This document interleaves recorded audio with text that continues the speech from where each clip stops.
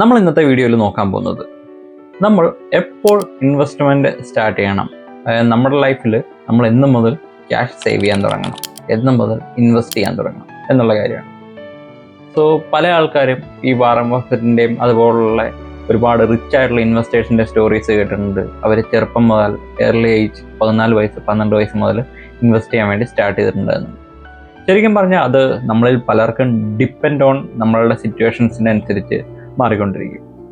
ഒരു റിച്ച് ആയിട്ടുള്ള ഒരു ഫാമിലിയിലാണ് നമ്മൾ ജനിച്ചു വളർന്നതെങ്കിൽ നമുക്ക് ചെറുപ്പം മുതൽ തന്നെ ആവശ്യത്തിൽ കൂടുതൽ പോക്കറ്റ് മണിയും കാര്യങ്ങളൊക്കെ കിട്ടുന്ന ഒരാളാണെന്നുണ്ടെങ്കിൽ നമുക്ക് ഏർലി ഏജിൽ തന്നെ ഇൻവെസ്റ്റ്മെൻറ്റ് സ്റ്റാർട്ട് ചെയ്യാൻ തുടങ്ങാൻ പറ്റും. സോ നിങ്ങൾ പലരും വിചാരിക്കുന്നുണ്ടാവും ഇൻവെസ്റ്റ്മെൻറ്റ് എന്ന് പറയുന്നത് നമ്മൾ കുറച്ച് ഗോൾഡ് വാങ്ങിക്കുക, അല്ലെങ്കിൽ കുറച്ച് സ്റ്റോക്ക് വാങ്ങിക്കുക, അല്ലെങ്കിൽ പൈസ FD ആയിട്ട് ഇടുക എന്നൊക്കെയുള്ളതാണ്.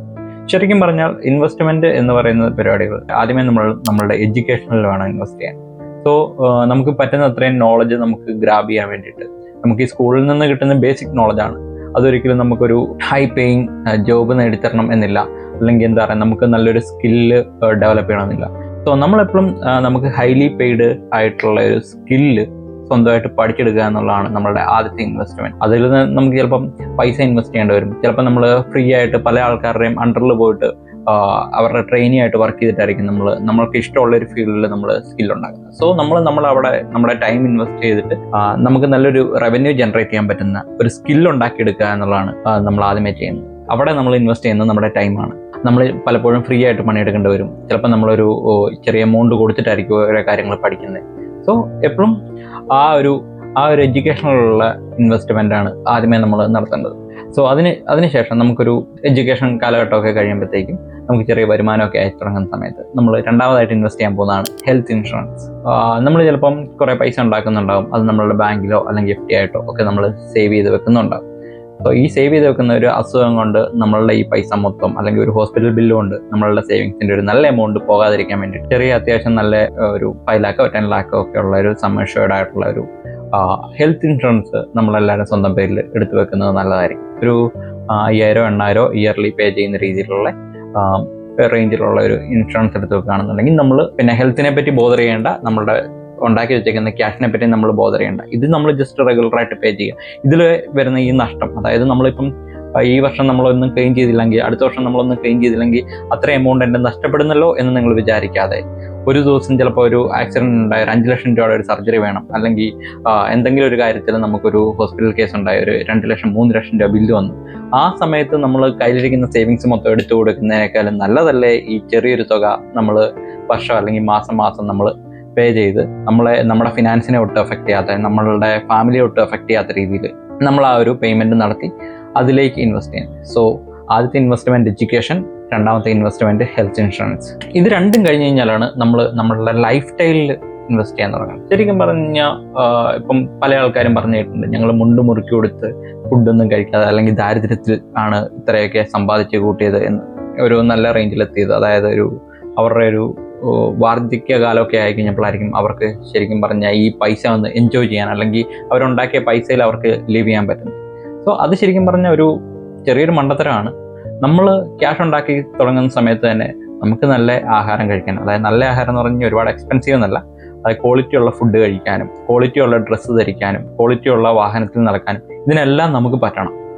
നമ്മൾ ക്യാഷ് ഉണ്ടാക്കി ഫുള്ള് ഇൻവെസ്റ്റ് ചെയ്യുക, ഫുള്ള് എവിടെയെങ്കിലൊക്കെ സേവ് ചെയ്യുക എന്ന് പറഞ്ഞിട്ട് നമ്മൾ ലൈഫ് ലോങ് നമ്മൾ അങ്ങനെ ചെയ്ത് കഴിഞ്ഞാൽ, അതായത് ഇപ്പോൾ 1 രൂപ ഉണ്ടാക്കി കഴിഞ്ഞാൽ 1 രൂപയും സേവ് ചെയ്യണം, അല്ലെങ്കിൽ 1 രൂപ ഉണ്ടാക്കി കഴിഞ്ഞാൽ അല്ലെങ്കിൽ 100 രൂപ ഉണ്ടാക്കി കഴിഞ്ഞാൽ 100 രൂപയും സേവ് ചെയ്യുക എന്ന് പറയുന്നത് ഒരിക്കലും നല്ല കാര്യമല്ല. നമ്മൾ നമ്മുടെ ലൈഫിന് വേണ്ടി നമ്മൾ സ്പെൻഡ് ചെയ്യണം, നമ്മുടെ ഹാപ്പിനെസ്സിന് വേണ്ടി നമ്മൾ സ്പെൻഡ് ചെയ്യണം. ഇല്ലാന്നുണ്ടെങ്കിൽ എപ്പോഴും നമ്മളൊരു മിഷൻ പോലെ വർക്ക് ചെയ്യുന്നൊരു ആളായിട്ട് മാറും. നമുക്ക് കുറച്ച് കഴിയുമ്പോഴത്തേക്കും നമുക്ക് മടുക്കും. കാരണം നമ്മൾ ചെയ്യുന്നതിലൊന്നും നമുക്ക് ആകെ കിട്ടുന്ന ഈ പൈസ മൊത്തം നമ്മൾ സേവ് ചെയ്തുകൊണ്ടിരിക്കുകയാണ്, ഫ്യൂച്ചറിലേക്ക് നമ്മൾ സേവ് ചെയ്തുകൊണ്ടിരിക്കുകയാണ്. ഫ്യൂച്ചർ എന്ന് പറയുന്നത് നമുക്ക് എപ്പോഴും സ്വപ്നങ്ങൾ മാത്രമാണ്.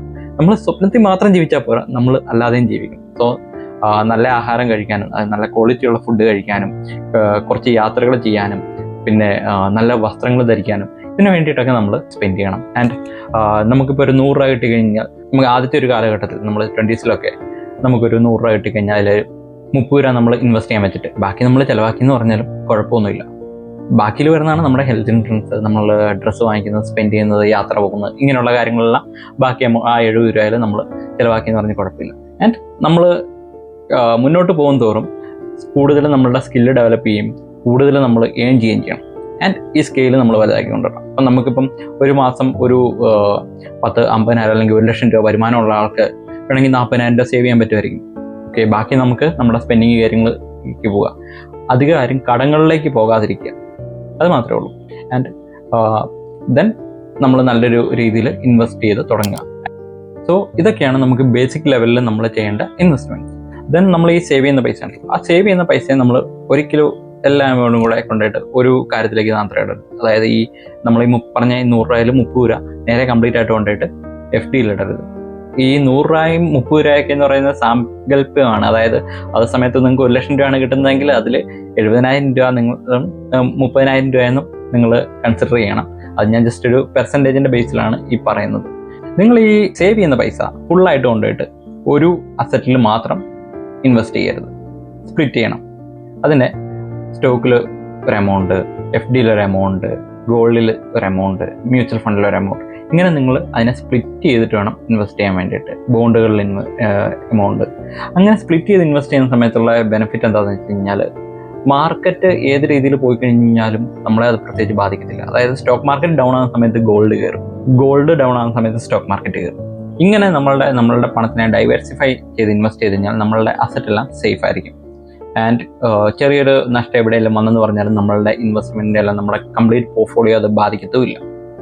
സോ ബേസിക്കലി ഇത്രയൊക്കെ കാര്യങ്ങളാണ് ഇൻവെസ്റ്റ്മെൻറ്റിനെ പറ്റി എനിക്ക് നിങ്ങളോട് പറയാനുള്ളത്. സോ നമ്മൾ ആദ്യമേ നമ്മളുടെ എഡ്യൂക്കേഷനിൽ ഇൻവെസ്റ്റ് ചെയ്യുക, ദെൻ നമ്മുടെ ഹെൽത്തിൽ ഇൻവെസ്റ്റ് ചെയ്യുക, ദെൻ ലൈഫ് സ്റ്റൈലിൽ ഇമ്പ്രൂവ് ആക്കുക, ദെൻ നമുക്ക് നല്ലൊരു എമൗണ്ട് സേവ് ചെയ്യുകയും കൂടെ ചെയ്യുക. ആൻഡ് സേവ് ചെയ്യുന്ന എമൗണ്ട് ഡൈവേഴ്സിഫൈ ചെയ്ത് സേവ് ചെയ്യുക. സോ അങ്ങനെയൊക്കെ നമുക്ക് നമ്മളുടെ ഒരു ലൈഫ് സ്റ്റാൻഡേർഡ് കൂട്ടാൻ പറ്റും. ഒരിക്കലും എന്താ പറയുക, ഫുൾ എമൗണ്ട് കൊണ്ടിട്ട് എവിടെയെങ്കിലും ഒരു സ്റ്റോക്കിലോ അല്ലെങ്കിൽ ഒരു കാര്യത്തിലേക്ക് നിങ്ങൾ കൊണ്ടുപോയിട്ട് നിങ്ങളുടെ ഫുൾ എമൗണ്ട് കൊണ്ട് ഡെപ്പോസിറ്റ് ചെയ്യരുത്. ആൻഡ് ഈ ഇൻവെസ്റ്റ്മെൻറ്റിനെ പറ്റി നമ്മൾ ഓരോ ഇൻവെസ്റ്റ്മെൻറ്റുകൾ നടത്തുന്ന സമയത്ത് അത് നമുക്ക് എന്തുമാത്രം വർത്താണ് എന്നുള്ളതും അത് ഇൻഫ്ലേഷനെ ബീറ്റ് ചെയ്യുന്നുണ്ടോ എന്നും എല്ലാം നോക്കിയിട്ട് വേണം നമ്മൾ ഓരോ ഇൻവെസ്റ്റ്മെൻറ്റിലേക്ക് ഇറങ്ങാൻ വേണ്ടിയിട്ട്. ആൻഡ് നമ്മുടെ skill day by day increase ചെയ്തുകൊണ്ടിരിക്കുക, പുതിയ പുതിയ കാര്യങ്ങൾ പഠിച്ചുകൊണ്ടിരിക്കുക, പുതിയ മാർക്കറ്റിനെ പറ്റി അറിഞ്ഞുകൊണ്ടിരിക്കുക. ഓരോ ദിവസം കഴിയുന്തോറും പുതിയ AI ടൂൾസ് കാര്യങ്ങളൊക്കെ വരുന്നുണ്ട്. സോ അത് നമ്മളുടെ സ്കില്ലിനെ ഓവർകം ചെയ്യുന്നതാണോ അല്ലാന്നുണ്ടെങ്കിൽ അത് എങ്ങനെ നമ്മുടെ സ്കില്ലിൽ അതിനെയും കൂടെ അഡീഷൻ ആഡ് ചെയ്ത് നമുക്ക് എങ്ങനെ കൂടുതൽ റവന്യൂ ജനറേറ്റ് ചെയ്യാം, എങ്ങനെ ഫാസ്റ്റായിട്ട് നമുക്ക് നമ്മളുടെ കാര്യങ്ങൾ കൂടുതൽ ചെയ്യാം, ഇതിനെപ്പറ്റിയെല്ലാം നമ്മൾ പഠിക്കണം. ഡേ ബൈ ഡേ നമ്മൾ അപ്ഡേറ്റ് ആയിക്കൊണ്ടിരിക്കണം. പണ്ടൊക്കെ എന്ന് പറയുമ്പോൾ ഒരു സ്കില്ലുണ്ടെന്നുണ്ടെങ്കിൽ അവന് ജീവിതകാലം മുഴുവൻ ജീവിക്കായിരുന്നു. ബട്ട് ഇന്നത്തെ കാലത്ത് അങ്ങനെയല്ല, ഓരോ സ്കില്ലുകളും റീപ്ലേസ് ആയിക്കൊണ്ടിരിക്കുകയാണ്. പുതിയ ടൂൾസ് വഴി, പുതിയ AI വഴി ഇതെല്ലാം റീപ്ലേസ് ആയിക്കൊണ്ടിരിക്കുകയാണ്. അപ്പം നമ്മൾ സ്കില്ലിലും നമ്മുടെ എഡ്യൂക്കേഷനിലും കൂടുതൽ ഇമ്പോർട്ടൻസ് കൊടുക്കുക, കൂടുതലായിട്ട് ലേൺ ചെയ്യുക, ഏൺ ചെയ്യുക, ഇൻവെസ്റ്റ് ചെയ്യുക, ലൈഫ് സെറ്റാക്കുക. അത്രയേ ഉള്ളൂ ഇന്നത്തെ ഒരു വീഡിയോയ്ക്കകത്ത് ഞാൻ പറയാൻ ഉദ്ദേശിച്ചത്. ആൻഡ് ഡീറ്റെയിൽ ആയിട്ട് കുറേ കൂടെയൊക്കെ എന്തൊക്കെയോ പറയണമെന്നുണ്ടായിരുന്നു, പക്ഷേ എല്ലാം മറന്നുപോയി. സോ അടുത്ത വീഡിയോയിൽ വീണ്ടും കാണാം. ബൈ.